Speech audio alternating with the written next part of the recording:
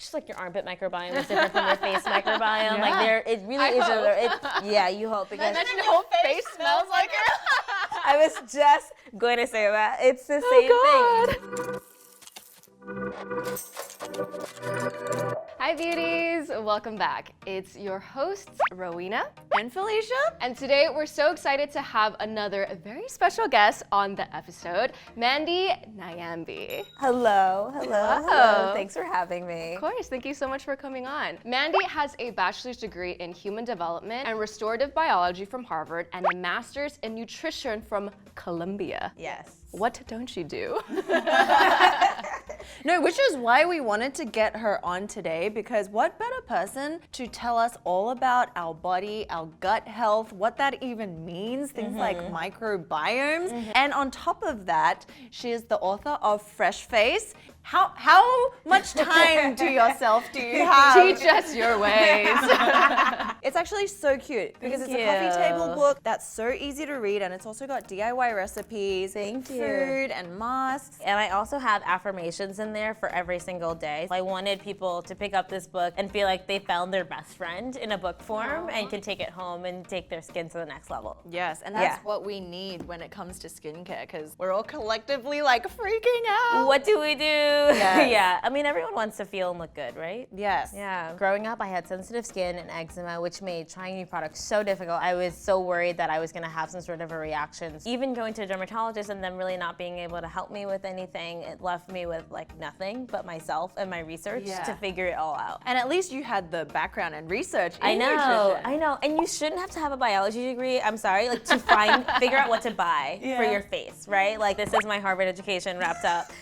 So skip it, you could get the book. We were all told growing up, beauty is skin deep. It's from the inside out. There's so much more to it than what you can see on the surface. And that's really what the microbiome gets you to do. What's incredible is there's this connection between those two places, your skin, your gut, and actually your brain too. Preach! I am so excited. So what are we gonna explore today? Today, we're gonna talk about all things gut health, as you guys probably assumed already, and the relationship between our gut and how it relates to our skin, and what makes the gut microbiome good or bad. And Mandi's also going to share with us certain foods that we should eat and other factors that alter the gut microbiome and how this could lead to specific skin conditions that we see. And she'll also share with us her personal tips and suggestions for getting our body and our skin, back on track. Equilibrium. Yes. Yes.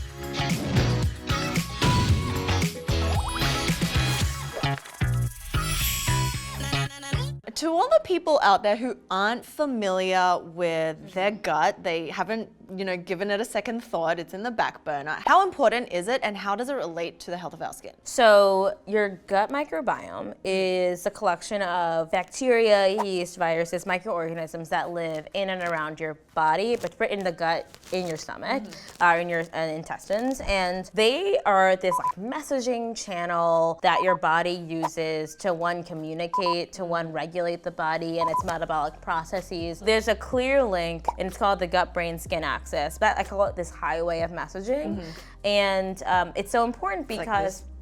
Basically, it kind of goes down here. Beyond just having a stomachache, which is uncomfortable, it also makes an impact on your weight, like how much you actually weigh. It makes an impact on your mental health. Anything that relates to long-term health and well-being, there are connections back to your gut, which is really incredible. When you meet someone and you're either really nervous, you get those butterflies in your stomach. That's not just the gut microbiome, but it shows you how connected your body is to each other and to the other things that happen. And now that you say that, it's like when you're nervous, you can't eat. Yeah. Or you get that discomfort. Yeah. Or it's yeah. It's okay, so I have a dog, this is maybe a little TMI, but you look at their dog's poop as a sign for how healthy they are, what's going on. Even humans, right? It's a reflection of how well your body's really doing, and for a long time, we ignored it. And as a result, we use things like antibiotics, which destroy all the bacteria, in your gut, right? It's really, really important that we start to look at our gut as a place to begin feeling healthy, and not just the end point that is a signal that something's wrong. So we talked a lot about our gut and how that relates to our physical and mental health. Let's talk about how our gut shows up on our skin. Yeah. So when your gut is good, what does your skin look like? I'm just gonna assume it looks great, glowing. And when it's bad, like how does that work? Yeah, so it's different for everybody. I'll give that first caveat. Not everyone's skin is as reactive to what's going on in their gut, but there is a serious connection there. So the skin microbiome's job, just to set this up, is to help with things like moisture retention. It helps fortify the skin's barrier. It really makes it really important for long-term skin health. It helps fight pathogens. It keeps acne at bay. In fact, 60% of the skin microbiome is a strain of acne bacteria, and that's really important actually because different strains of acne actually help prevent acne from showing up on your face, like the bumps actually, which is again another reason why like this approach to attacking your entire face is so flawed, because you actually need your skin microbiome, those bacteria you've been trying to kill, to actually keep it nice and healthy and glowing. And so that's really, that's the first big caveat I wanted to give. It's sending signals about the internal environment to your skin. So similarly to how you eat something and you might have an allergy that's an immune response, you might get rashes or bumps or things like that. Similar things start to happen as well when you have that dysbiosis I talked about. It looks different for a lot of people. For some people, that leads to more flare-ups in terms of their rosacea. For some people who have psoriasis, that's the primary cause or primary manifestations of your psoriasis inside your body is a dysbiosis that leads to cracked rashes, bumps on the skin that leads to that flaking and peeling. So when you have gut-driven skin conditions, that's where you see the biggest impact. So we want to know, what's the most common ways that we break down the gut lining? So your gut lining, we're talking about the small intestine and the villi that live there, and things that you can do to disrupt that include things like drinking excessive alcohol, eating really highly processed foods, and then actually taking a lot of antimicrobial antibiotic medication. How would you say like the food interacts? Like when it goes down, then what happens? And then what? So your food is broken down, and the types of food that you eat feed different types of bacteria. So really high processed foods like feed bacteria that tend to create like dysbiosis. Dysbiosis is really that you've lost that equilibrium. The populations of bacteria get out of whack, and that creates like issues that you start to see like in your poop, in your stomach, on your skin. So it's really important that you're eating like high fiber foods. These really feed the bacteria in a really positive way. So important. It's one of the reasons why I think when people consider going gluten-free, they should really think about the types of carbohydrates that they're eliminating versus eating. So a lot of people on gluten-free diets eat simple carbohydrates because they don't have gluten in them. But a lot of complex carbs like wheat, barley, oat are really, really important for your gut and then get eliminated in a gluten-free diet.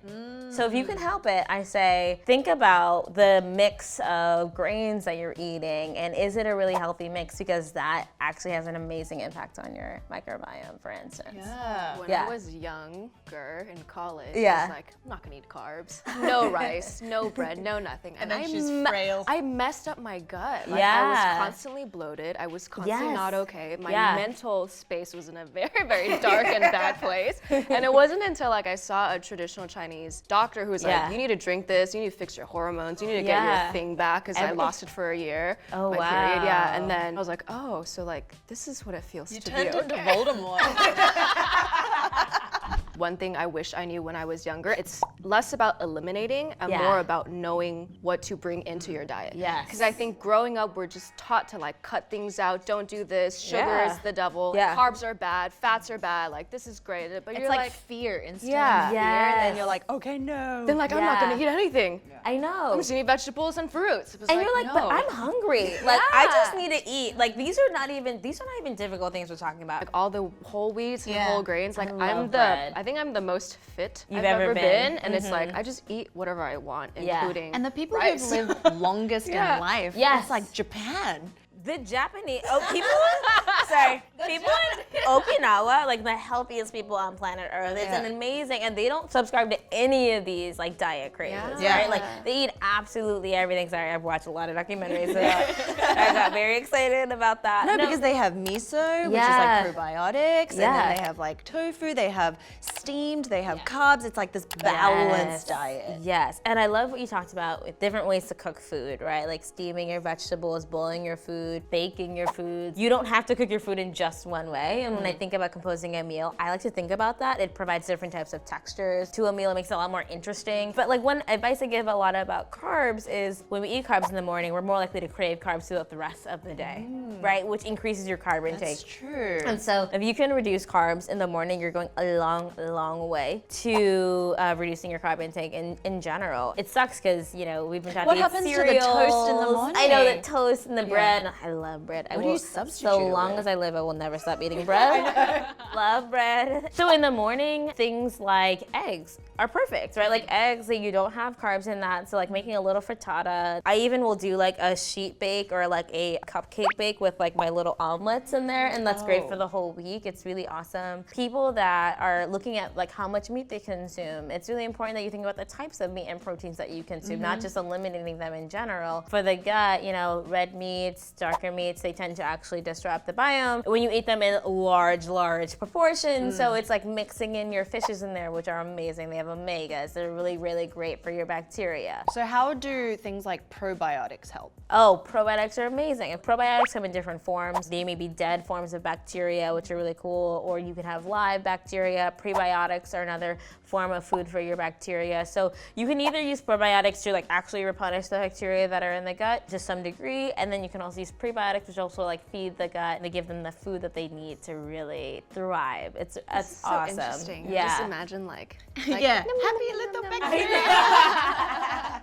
Yeah, and what's great is you can get them at grocery stores. Like you don't have to go really far to find them. Like Culturelle is in a lot of grocery stores. Yogurt is really amazing. Eating kimchi is really good for that. Miso, like you mentioned earlier. So all of these foods that are fermented foods are really amazing. It's not just about putting more bacteria into the gut. It's about creating the best environment for the bacteria to thrive. I have always said, one, moderation is key. All things in moderation. And two, like not going to extremes in general. Like really making sure you're seeing both sides of the story. When I see people do food challenges and they're just like scarfing down food, I'm like, oh my gosh. I actually did that one time. I know you did that one time. I was gonna say, are you talking about yourself? Yeah. She's trying to do a 10,000 calorie challenge for a video. My gosh. Yeah. It was like YOLO 19-year-old. I can do and eat whatever I want. Yeah. And you're like, no, I'm human. And I was bedridden. Oh no. Oh my God. And then I felt terrible and had a detox tea. Yeah. And that was also terrible. Yeah. Because we lived together. I Yeah. had the detox teas that make you poo. Yeah. And she like It was like TMI. she couldn't do anything for a day. I love it. I don't think I think I'm crying. That's amazing. What are your thoughts on those detox teas? The idea of detoxing, one, I think needs to be debunked a little bit. Your body naturally detoxes all the time, right? Like you don't need something special to detox your body. It's its job already. So what you want to do though is maybe intake some things that help that detox along. I still think that they're a little bit on the extreme side. I really like the messaging behind them though, and I think it's important to pair that with other things. You don't want to go too far in one direction or the other. Yeah. I mean, what you're saying now is Yeah. like what I've been living through the last month.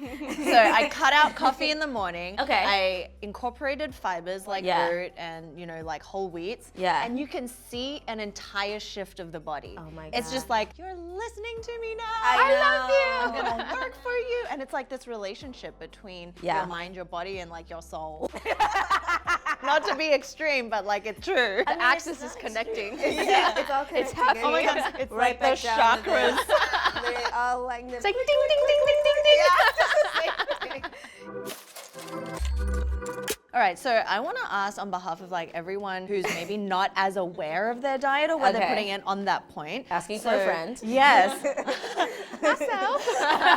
Like, how do you know when the gut is off balance or when it's in a good shape? How can Yeah. you tell on the skin? And then what can you do to like restore it back? to bring it back. It's pretty simple. Like you'll feel like your stomach really hurts a lot. You're having difficulty pooping or you're pooping more often than typically. Poops that are particularly smelly for some people are also another sign. And the texture, The right? texture of the poop. Okay, I look at my poop. No, you gotta. You Talk to us. have to Talk look. to us about Talk this. to us about It's this. like looking at the poop and looking Yeah. at the color of the Period. Yeah, exactly. All of it matters. Even the color of your urine talks Yes, about how yeah. much water, water you've been drinking as well. Looking at that is one really good way. Some people actually, it presents on their skin. So some people have more breakouts when their gut is out of whack, and this is where things like cutting like really highly processed sugars like makes a really big difference for people. I think in the Western diet, there's a lot of deep fried foods, there's a lot Yeah. of processed, high sodium, high fat, Yeah. like bad fats, right? If they do have a lot of that stuff, what should they do? First steps. First steps, okay. Once you realize, okay, thinking about your diet, I'm not eating as healthy as I could be. Easy things you can do, like I said, eliminate carbs from the breakfast. I'm not saying take it out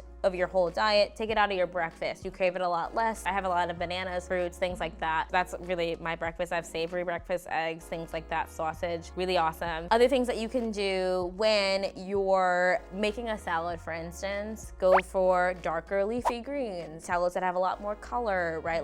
These are really easy ways to start to diversify your diet without making strict rules. So even if I'm ordering off of Seamless, I'm looking for the most colorful thing on the menu. And I know that I'm already making steps towards a healthier diet. 10 different colors of cheese. Never go We just entered a dream. There's blue cheese, there's Swiss cheese, you know what I mean? It's a thing. A really cool trick also, in terms of nutrition anyway, if you start by eating your proteins and your vegetables first before you eating your carbs, you actually lower your glycemic index, which is how much sugar is in your bloodstream. Pulsing through. Yeah, exactly. It's a really cool way to show just eating food in a different order, it's called the food order studies, actually really makes a big impact. What happens in America is the first thing they bring is bread, right? Like that you sit down at a restaurant and the bread's the first thing. I'm Italy. waiting for the bread, in Italy, France. yeah, all over the place. And so small changes like that actually really make big leaps and bounds in your diet. Okay, also packing healthy snacks. I will say I am your snacker. I like nibble throughout the day. I like brought granola with me. My criteria for food that I pack throughout the day is what can I eat on the subway that's not awkward to eat. Bananas are really cute to eat on the subway. New York City problems. New York City As you make eye contact with someone. right? You're like eating your cashews. Yeah, baby carrots, amazing for the subway, right? So also you can think about what do they give kindergartners that's not messy, like to eat. cheese. Yeah, string cheese. I always feel guilty if I have like a meal that's maybe not so good Yeah. and then I have like fruit. Yes. So I want to know, does that cancel out? Because in my mind, I'm like, this is Mentally. just going nowhere. Like Yeah. the nutrients aren't even being absorbed. Like what is happening in here? So from a make yourself feel better perspective, yes, it does cancel things out. Does it actually cancel things out? No, because your body is still going to process that meal that was not so great for you. But that doesn't mean you can't mix in the healthy foods. Actually, could you tell how the body This purses out. Yeah. So as your food travels down your gastrointestinal tract, that's from your mouth all the way out through your butt, different nutrients are absorbed at different stages. Yes, it's all mixed in there, but the body's really smart. It's able to pull out the proteins, it's able to pull out the vitamin C's, it's able to pull out the fats, and those get absorbed at different stages. So by the time that you get further and further down to your body, the different nutrients are being pulled out. A lot of this happens in the small intestine in particular. That's where most of the digestion really happens in terms of your food. So your mouth really breaks down big fibers, breaks it down into something that then your stomach acids can then process, that moves into your small intestine. There you get a lot of absorption of the nutrients that have been broken down by the upper part of the gastrointestinal tract, and then all the way out, water is one of the last thing that is processed. So it's pretty cool how it all works. It's like a conveyor belt system. Okay, so I was watching a video about a guy talking about, once again, gut health, because it's like my new favorite thing to watch. How does the gut health relate to signs of aging? Oh, really good question. There's also studies to show that the gut microbiome of people who are younger look different from people who are older. It is really just a reflection of your lifestyle, honestly, more than anything else. What's cool about the gut that I didn't actually mention before is it's a lot like a fingerprint. Forensic scientists have actually been using the microbiome from the skin on a piece of paper or whatever at a crime scene, and you can actually see that two different people at that crime scene because their microbiomes actually look different. I'm dead. Yeah. No. So don't wipe your face next to a crime scene and leave your evidence there. It's really, really cool. And it's the same stuff with aging. So like as you're aging, my gut today is not gonna be the same as my gut 20 years from now. There are components of aging that actually contribute to that. I think those studies are really early, but it's cool because we're learning a lot of that. So experiments are coming out. Can you take the gut microbiome of a young, healthy person and put that in an older person who's having metabolic issues? Like, is that an actual cure that we can actually use? With the face and your skin microbiome, the changes are also clear because your skin is changing over time. So as we get older, we lose elasticity in the face. Our skin is a lot drier. And just like bacteria thrive in different environments, different bacteria thrive in really dry environments versus more oily environments. Just like your armpit microbiome is different from your face microbiome. Yeah. Like it really is. Yeah, you hope because Imagine your whole face smells like it. I was just going to say that. It's the same thing. It's honestly just like people choosing to live in like a really cold climate and they have certain changes in their lifestyle, but it's all happening inside. It's like all a mini happening little inside. Earth inside. Yeah, it's a little universe inside. The bacteria in and around our body outpace our cells 10 to 1. Like we are literally mostly microorganisms. That's who we are. We are just like bacteria. We are bacteria. Like we're like mini universes of bacteria and ecosystems, and it's really, really cool. It's like you got, I don't know, like Florida under here, like New York over here. You got, it's like all over the place, you know? So it's cool. It's cool. Nice and humid. Hey. Hey. You got like Your dust Antarctica. It's like, where's your Antarctica face. I'm like the Mediterranean. The Amazonian. It's forever moist. I love that. Traditional Chinese medicine and also Ayurvedic approaches to skincare and health and body is also starting from the inside. What are your thoughts about that compared to like going to a dermatologist? So what I really like about what we call non-traditional, although these traditions are much older than Western society, I don't know why we call them this, ways of thinking about not just your skin but your health overall is they have a much more holistic approach that I'm a really big fan of. So what's really cool about Ayurvedic medicine, for instance, is there's an equal amount of a focus to like your mental health as there is to your body's health. So even taking things like ashwagandha, it's not just about fortifying your body, it's also about fortifying your mind. And so I'm a really, really big fan of them. I think what we look for in terms of immediate results that are similar to Western medicines like antibiotics, it's very, very different. These treatments are meant to be taken over longer periods of time. They're much more focused on a lifestyle change than they are on an immediate result. They also can come up with remedies for seasons because they're like, okay, the season is fall, so you're most likely to develop these symptoms, and this is how you do it, through food, through sleep, through lifestyle. Yeah, I think with eczema specifically, you went to the dermatologist and they're like, oh, I can't really help you. It's the same with me because I went to see one of my dad's really good friends who's a dermatologist, and she's like, for anyone who has eczema past like your teens, you're just like stuck with it. Yeah. And the best way to deal with it is to learn how to live harmoniously with it. Actually, a lot of people that have started their own like apps or blogs, it was because they got diagnosed with a problem that they would have to be on medication for the rest of their life, and they're like, no, I'm gonna find a way to heal this, and then they have through like holistic changes, lifestyle changes. Yeah, I mean, I use Roche that my mom brings from Cameroon, which is in West Africa, and it's the best thing for my eczema and my skin. Like using this Roche, there's nothing else in it. It comes directly from the earth to my skin. It's amazing, and I even put it on my dog. It's really great for her too, right? Like these are ways that are more naturally focused approaches to your wellness and your well-being that have just as much of an effect as taking a cream steroid. They work very differently. Even like tea tree oil, like that's something that I know a lot of people use, passed down from their mom, right? Like handling itchiness or irritation and sometimes on acne. So it's really cool to be able to have these different approaches.